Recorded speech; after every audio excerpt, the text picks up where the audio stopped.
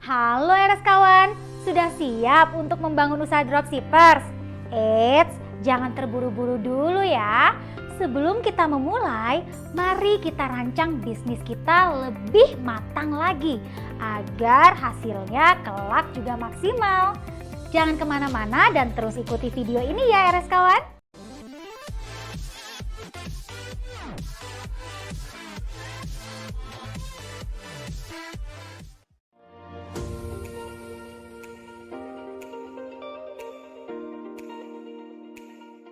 Setelah RS kawan mengetahui faktor-faktor yang diperlukan dalam merancang usaha dropshipper, kini saatnya RS kawan merancang sendiri usaha dropshipper yang akan RS kawan jalani. Terdapat beberapa hal yang perlu kalian rencanakan dan pertimbangkan. Pertama, dalam persoalan biaya atau modal. Untuk menentukan besaran biaya yang dikeluarkan sebagai pengusaha dropshipper, tentukan pengeluaran-pengeluaran yang mungkin ada selama usaha kalian berlangsung. Dikarenakan dropshipper hanya menjadi perantara, sebenarnya tidak banyak dana yang perlu kalian keluarkan.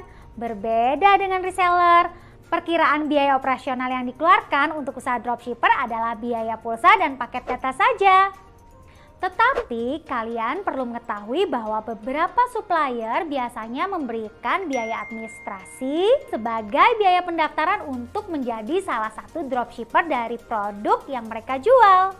Selain itu, pada beberapa kasus, biaya untuk periklanan juga dipertimbangkan agar toko menjadi lebih banyak pengikut dan target pasar meluas.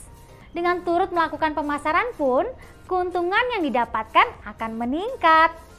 Selain menentukan modal, penting untuk RS kawan mempersiapkan pembukuan untuk usaha dropshipper ini. Adapun pembukuan yang dilakukan adalah untuk pertama, mencatat jenis atau tipe barang yang terjual. Hal ini dilakukan untuk mengetahui barang apa saja yang lebih banyak diminati sehingga kita bisa memperbanyak promosi untuk barang-barang tersebut agar semakin banyak lagi target pasar yang terjangkau. Kedua, untuk mencatat harga modal produk. Pencatatan modal merupakan pengingat bagi pengusaha untuk melihat sejauh apa pertumbuhan usaha yang dimilikinya. Dengan melihat pertumbuhan itu pula, seorang pengusaha bisa menetapkan target-target dalam usahanya. Ketiga, untuk mencatat keuntungan bersih per produk. Pengelolaan keuangan merupakan salah satu kunci sukses dari pengusaha loh.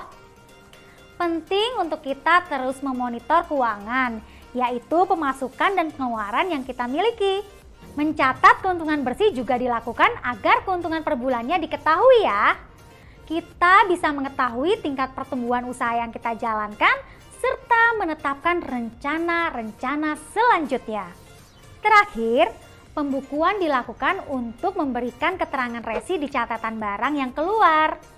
Pembukuan jenis ini penting banget dilakukan untuk memudahkan kita memberikan bukti pengiriman kepada pelanggan kita, sekaligus sebagai bentuk transparansi dan komitmen kita kepada para pelanggan. Dalam merancang usaha dropshipper, ada pula beberapa hal yang perlu dipertimbangkan. Pertama, menghitung biaya pajak.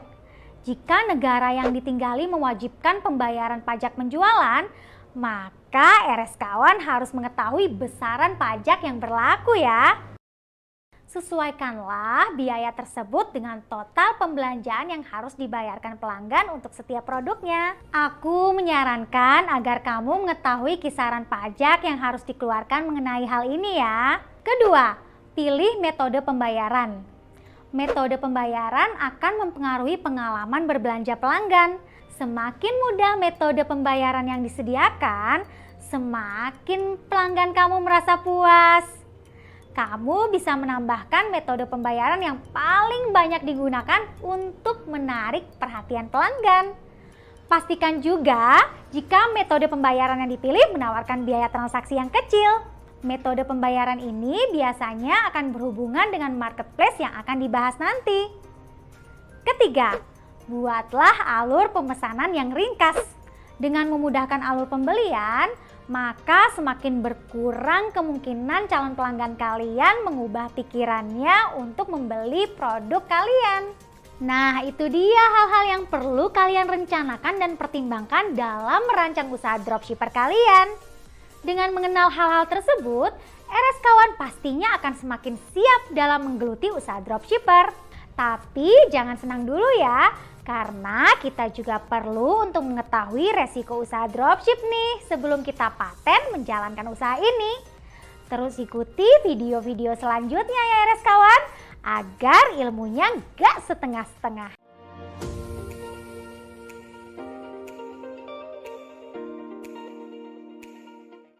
Halo RS Kawan, jangan lupa ya untuk ikuti kelas menjadi pengusaha dropshipper bersama Rumah Siap Kerja.